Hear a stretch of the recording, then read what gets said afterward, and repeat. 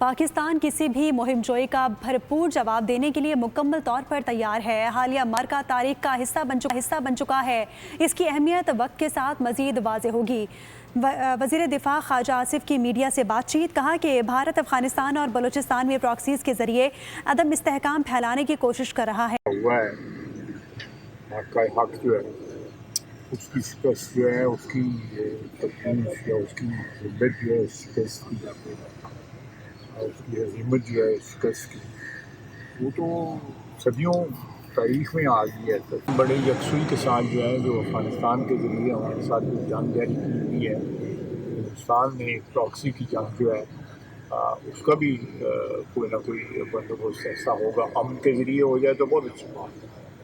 اگر امن کی آپشن جو ہے وہ افغانستان پہ منحصر ہے، اگر امن کی آپشن جو ہے افغانستان ایکسرسائز نہیں کرتا تو باقی ساری آپشن جو ہے ہمارے لیے کوئی